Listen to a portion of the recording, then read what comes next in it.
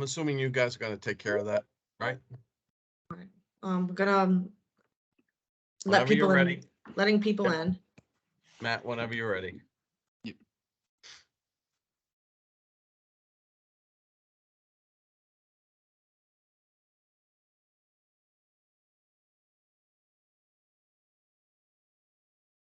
Good morning, everybody, and thanks so much for joining us once again for Mondays with Mark. Our usual housekeeping announcements before we get going. If we just ask that you please keep your microphones muted throughout the discussion. There will be time for questions and answers. If you have any questions that you want to ask of our guests this week, you can go ahead and unmute towards the end of the program, or you can use the chat function. It's the little conversation bubble that's up there, and you can type it in, and we'll make sure that we monitor the chat throughout and get those questions asked of our guests.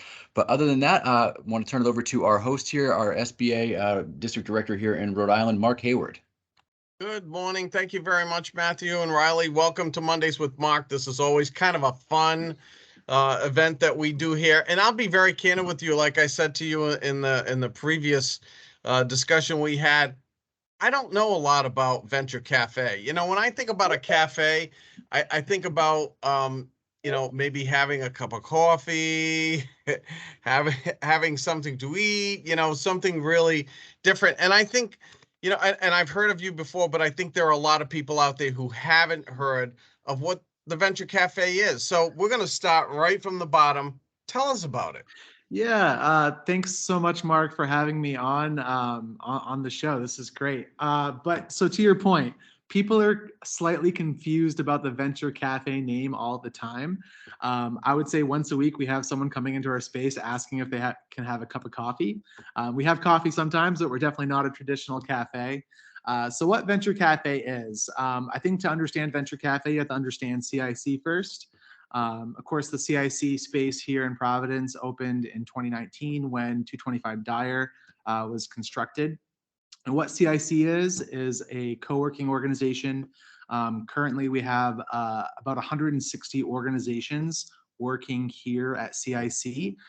This includes startups, nonprofits, small businesses, consultants, anyone who essentially wants to have some sort of office space to conduct their business. And the way that I like to describe it is that CIC is like a house where there's all these people and organizations working side by side. Venture Cafe is the nonprofit arm of CIC. And Venture Cafe I like to describe as the living room. So what does that mean? Once a week, we bring people together from the innovation community, including the people in this building, as well as the people from just the general innovation community here in Providence. And we bring them together for high impact free programming every Thursday from 4 to 7 p.m., where we do an array of different sessions that include workshops, panels, fireside chats, office hours. And the whole goal is for the community to meet someone new and learn something new. So just CIC means what? CIC stands for Cambridge Innovation Center. So CIC was founded in Cambridge, Massachusetts, several decades ago by Tim Rowe. And the idea was a place for people to come together to create new things. And from there, we've expanded globally. So CIC now exists all across the United States, as well as areas such as Tokyo, Japan, Warsaw, Poland, with some others in planning. And then Venture Cafe just happens to being the nonprofit arm we follow wherever there is a CIC in the world. So the reason why I say that, because we have a CIC that's affiliated with the Small Business Administration. It's called the Community Investment Corporation that basically a 504. And they do we need to distinguish, because if you're talking to people who are involved with small business or SBA that says CIC, this doesn't make sense here. So we're talking about Cambridge Innovation Center, correct? Correct. Yes. Sorry. So, and I'm familiar with the one in Cambridge. I've been there a couple of times, and this is more or less an opportunity for a venture capitalist involved in any of this. And then I want to get back to the actual, you talk about the number of people who are renting space and then having a living room conversation. Yeah. So Slater Technology Fund, they are here at CIC. They have space at CIC. Who's doing Slater now, Riley? Bob Chatham is the managing director. But speaking towards just venture capitalists, so what Venture Cafe is that we are the convener. We like to bring together entrepreneurs, investors, people who are able to offer services to those communities. And the idea is that at Venture Cafe, if you are a small business or if you're a founder of a startup, you're able to meet people like Bob Chatham, who was actually on a panel last week at one of our sessions titled How to Find a Co-Founder. So there's always those opportunities that present themselves at Venture Cafe. So are you familiar with Hope in Maine? Yes. Yeah. So is this a Hope in Maine for entrepreneurs? Yeah. So I would But say in a Hope different method. a little different. So Hope in Maine is I would call them like an incubator, right, for food and beverage startups. Correct. Venture Cafe isn't necessarily an incubator, although we do provide programming to help you grow your business. The way I like to describe what we do is we're the weekly innovation party. So if you find yourself in Providence on a Thursday, maybe you haven't checked out our website recently, maybe you haven't gotten an email from us, but if you were to show up at 225 Dyer Street between 4 and 7 p.m., we're going to have complimentary drinks. We're going to have sessions around entrepreneurship and other innovation industries here in Rhode Island, like the blue economy and offshore wind. And you're going to be able to meet a bunch of really unique people who are looking to build exciting things here in Rhode Island. So Reilly, what's the typical business that would be involved in the Venture Cafe? Yeah, so it's not so much like a typical business, but industries. So we regularly program for the general entrepreneurship community. So just think of any high growth startup that is here in Rhode Island. We work closely with RiHub, that is led by Annette Tonti. I know she's probably a familiar name to a lot of people on the call. So she brings through a lot of startups through what they're doing at RiHub, and we kind of set the programming on Thursdays that they can get involved in. But greater than just entrepreneurship and small businesses, we try to do programming and events for industries that have that are growing here in Rhode Island. So we'll do nights around the blue economy, offshore wind, health and life sciences. We partnered with Rhode Island Bio to put on some sessions just around med tech and things of that nature. So I know innovation is this like really broad word that people try to apply to everything. Think of just any industry or organization that's looking to disrupt any legacy systems and bring us into the future. We try to find a home for them here at Venture Cafe. So I'm going to come back to the Thursday meeting for a second, but you've mentioned the blue economy a number of times and offshore wind. So what kind of ancillary businesses would be developed as it relates to the blue economy? We run across a lot of people. Whoever's not muted, please mute yourself. Thank you. We run across a lot of people who are looking at the blue economy and its impacts. And I will tell you from the opposite side of that, Reilly, we also hear from a lot of fishermen who are very concerned about the fishing grounds off of Block Island Sound and in some of the areas in relation to that. So if you could just kind of give me, what are they looking at? What are they doing? What kind of business? Yeah. So I just want to also note that we relaunched in February of this year. So we are a startup in ourselves, and our program is growing.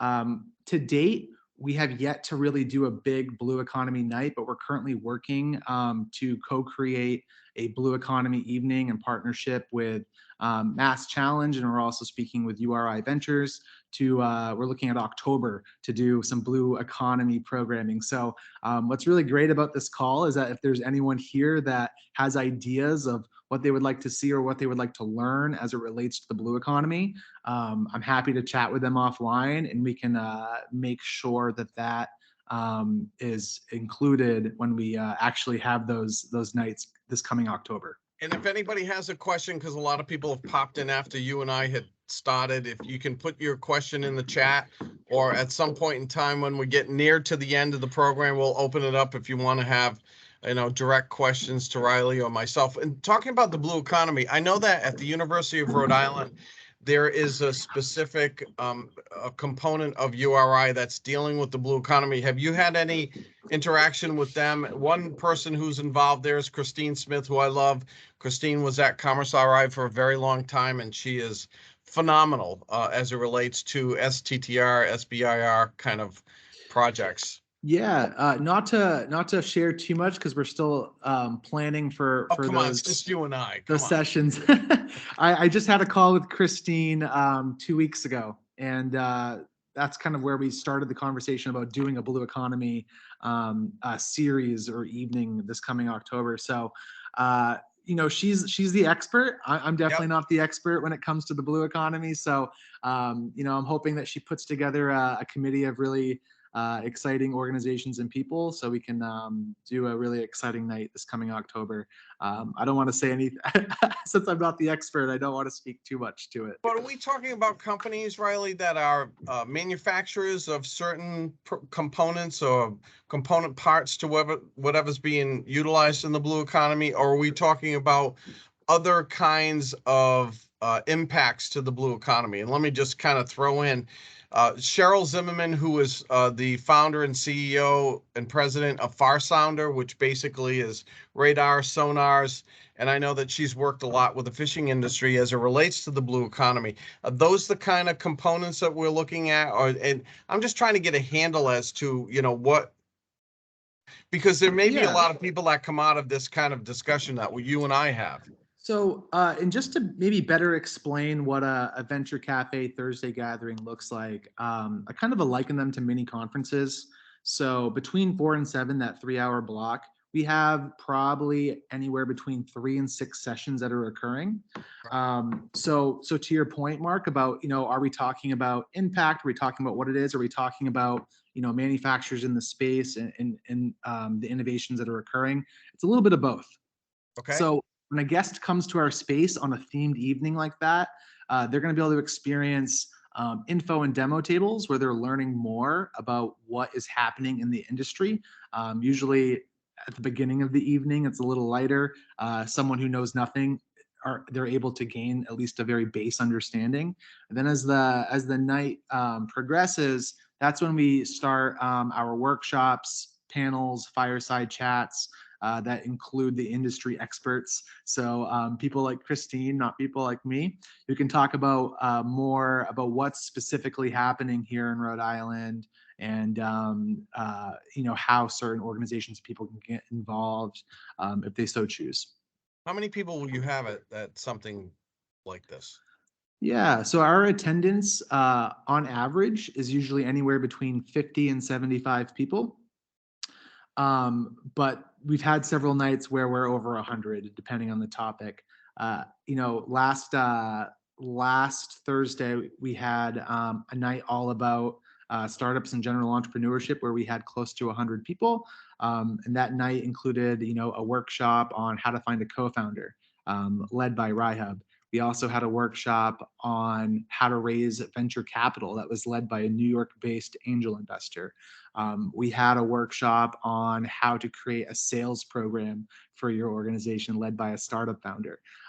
So again, knowing that these Venture Cafe nights are like mini conferences, they're an opportunity for you to get a whirlwind of information, meet a bunch of people, and feel like you've taken hopefully multiple steps towards whatever goal that you're looking to accomplish based on whatever theme is that night. Just out of curiosity, so how many connections are made, particularly from the financing side?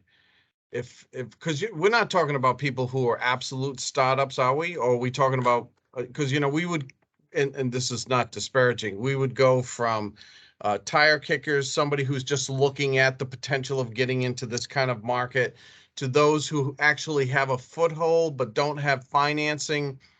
They're beyond the concept, Reilly, to the next level. So when people do this, they always because they ask us as well from a financing standpoint, and we try to make sure that people are realistic. It reminds me of the old story. I had an individual come to me and say, "Oh, I need to borrow $1 million," and I said, "Oh, yeah, that's great. You know, what is it for? A restaurant?" And they said, "Well, where's the restaurant?" And they said, "On Route 2 in Hopkinton." And I said, "Well, you know, that's nice, but it's not on Route 1 in Warwick where you have a lot of traffic." So, you know, $1 million is a lot of money. Is the thought process of the people who are looking at this a realistic, to be able to move to that next step? Yeah, I think a lot of the companies and startups that attend our sessions, um, we find that a lot of them are definitely earlier on in their journey. A lot of them are still at that ideation stage where they're trying to figure out, like, do I, is my idea, like, is there even product market fit? Do people want the product that or service that I'm dreaming up?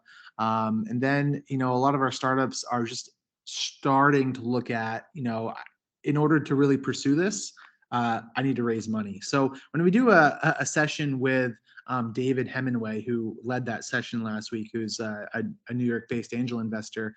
It's kind of two-pronged because that whole session was, how do I present myself? How do I present my business to raise money? So the people in that room are able to see what they need to do in order to raise, a seed round. But then on the other side of things, being able to bring in talent like David Hemingway, people who have historically been investing in startups. It's an opportunity for him to see what is going on here in Rhode Island, so he can see for himself that this is a great place, a growing place to invest in companies and to invest in people. So, and I think that shows what we're trying to do at Venture Cafe. It's not just for the founders and companies and innovators that are looking to gain more information to be more successful in their goals and their industries that they're in, but it's bringing in talent from outside of Rhode Island to show them that this is a place that's worth investing in, and worth keeping an eye on. So we try to do. Go ahead. No, that was pretty much it, Mark. So Fire away. when David comes in, I mean, is it more of a Shark Tank kind of discussion than anything else? Are there potential opportunities that he may invest?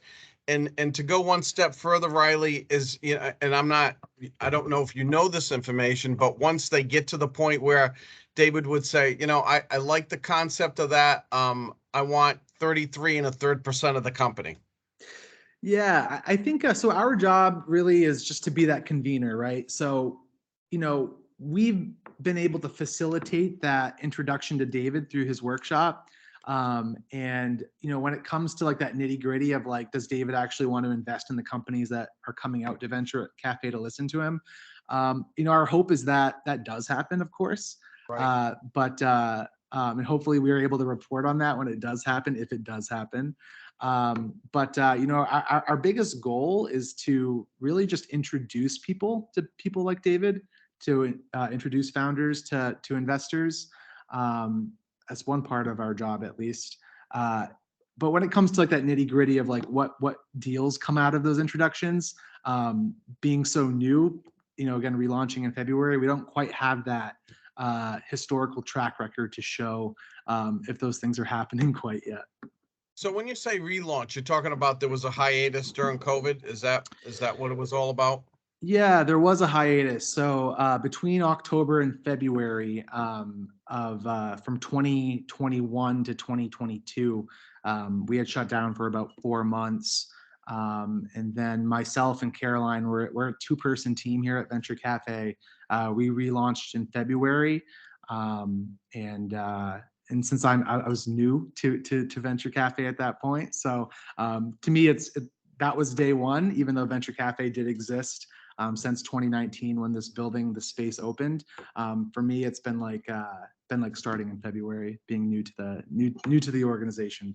So are there, because I know we're talking about venture capital and we're talking about a lot of different, when because in the SBA or the small business world, when I think about it, small business innovation versus STTR, but I look at small businesses, particularly maybe the potential of some of the people that you're dealing with. I'm looking at, what do they need? They need to figure out a business plan. They need to figure out financial statements. And then after all of that is done, then they need to figure out financing. So my question to you is, what kind of assets do we have be it the Small Business Development Center or SCORE, or SBA programs in general, that would be a benefit, because I think sometimes we think of Venture Cafe and this is only for venture capitalists, and that's great.